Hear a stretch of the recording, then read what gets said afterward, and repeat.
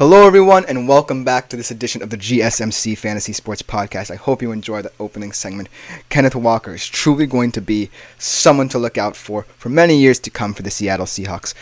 But now we're transitioning to a guy who might not even be a Seattle Seahawk in the next 5 years, whether he retires or ultimately decides to leave or get traded potentially. And that player is, of course, Tyler Lockett. I think when you look at Tyler Lockett's career as a whole, you see the model of consistency he was able to bring to the Seattle Seahawks immediately. He was always a reliable receiver, never the most fast, never the most electrifying, but he was always a steady presence in the system, mainly due to his work rate, his industry, and just his appreciation for the game of football. And it truly is remarkable to see that Tyler Lockett is still going at this age and still contributing to this offense in many different ways. However, this season could look very different for him. Without further ado, let's just jump right into his fantasy stats and go from there.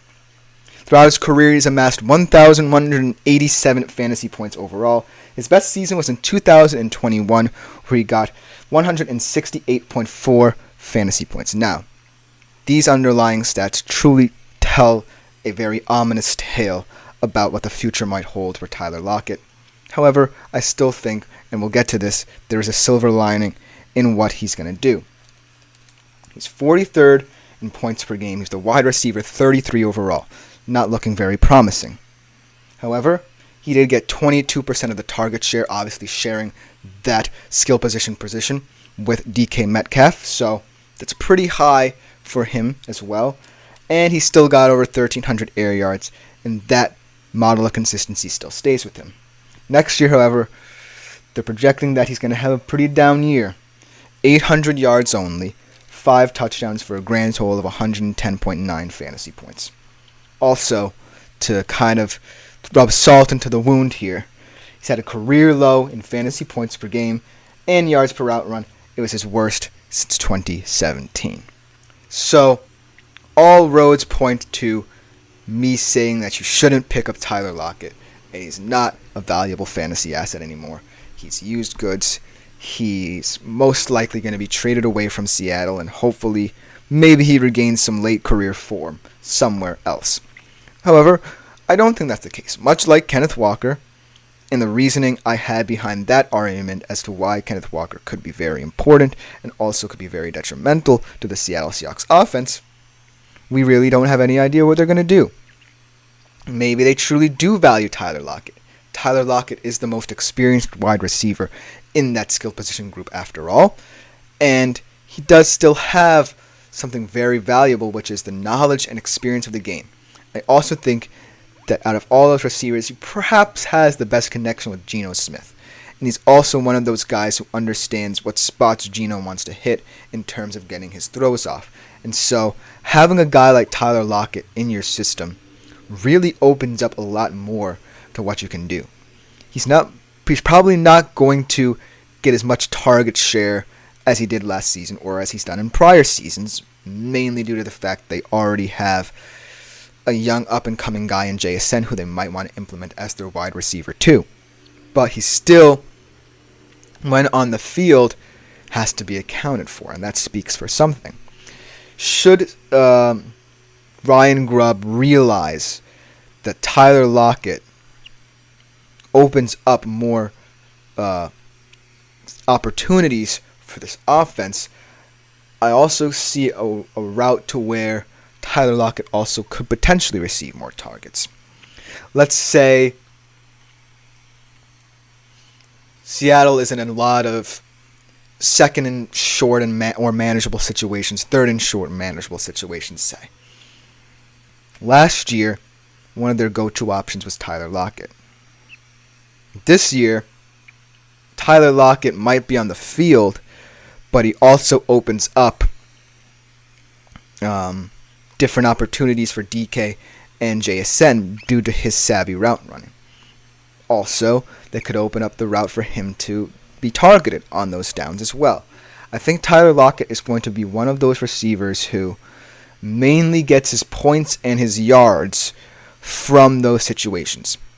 If Seattle struggles to gain momentum on offense, but they're still in those third and manageable situations, the receiver most likely to get the football in that situation is Tyler Lockett, in my honest opinion. A, because he knows where he wants to be, and B, he knows what spot Geno wants to hit. And that, ladies and gentlemen, is one of the main reasons why I can't look past Lockett's value. In terms of fantasy, it might not be as much as you want, but it's still serviceable enough to say, hey, maybe I take a flyer on Tyler Lockett. Let's say early on in the season, when Seattle has an easier slate, Tyler Lockett gets going. He can get a couple 100-yard games, maybe 85 to 100-yard games, and that will suffice for me. Then, as the weeks go on, maybe he doesn't.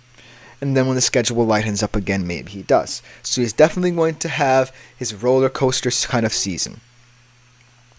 But the silver lining, the kind of caveat, rather, that comes to mind about Tyler Lockett is obviously the pressure of playing in a contract year, especially for a team like the Seattle Seahawks, who more often than not will always consider cutting you loose because they are a very cheap. I'm not saying they're like cheap in terms of not getting good enough players to compete. They're cheap in terms of frugality, and that could come into play. And having that pressure on him, as someone who's one of the longest tenured Seahawks on this team, really could hold weight in how he plays. If he already feels as if Seattle's one season away from letting him go, and this is truly his last ever year as a Seattle Seahawk, that's going to weigh on him. Maybe he gets kind of frustrated, and maybe it translates to how he plays his game. Also, if you have noticed in Tyler Lockett's play, he has, when he's caught the football, no matter how much open space he has, gone down when he could have gotten more yards. The old Tyler Lockett probably would have gotten at least a couple more yards, but the new Tyler Lockett obviously wants to preserve his body. And so, A, that hinders his yardage production, and B, it kind of lowers his yardage production based on how he decides to fall. It's kind of a weird situation to say, but it's what the new norm is for a guy like Tyler Lockett. He's ultimately all about preservation of himself, and that could lead to detriment in terms of what you want in a fantasy receiver. Now, here's the thing about what I see in the Seahawks wide receiver room. I see a guy who has potential to be a fantastic receiver in this league, maybe even a wide receiver 5 to 10 in this league in DK Metcalf. I see a young up-and-coming stud in JSN. I see a lot of developmental prospects, maybe a guy like Jake Bobo can emerge.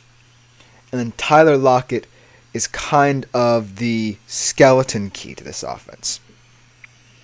He's not going to garner the most attention. He's not going to get the headlines. He is, however,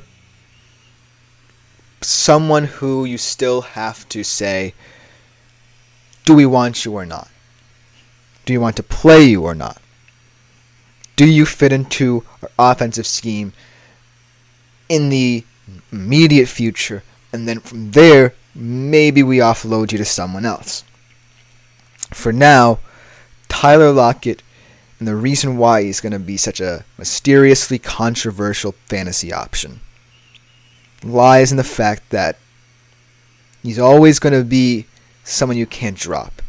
He kind of reminds me, if you're a soccer fan and you catch my drift on this one, of a Thomas Muller type of player, where he is not really someone who has one special trait that stands out, but he's always consistent in how he plays. And you can't necessarily drop him because he's so vital to what the team does.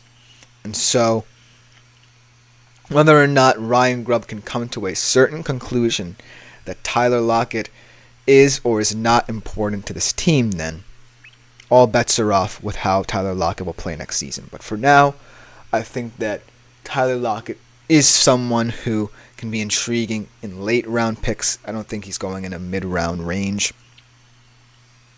And also potentially as someone you stream as the season progresses, as Seattle slowly develops its offense and finds its offensive identity that they want to sustain throughout the season. But that should just about do it for this segment of today's show. I hope you enjoyed those two Seahawks, these kind of drastically different storylines with these two players here. And coming up next, we switch from Seattle to Arizona. We talk about a quarterback who this is testing time for him.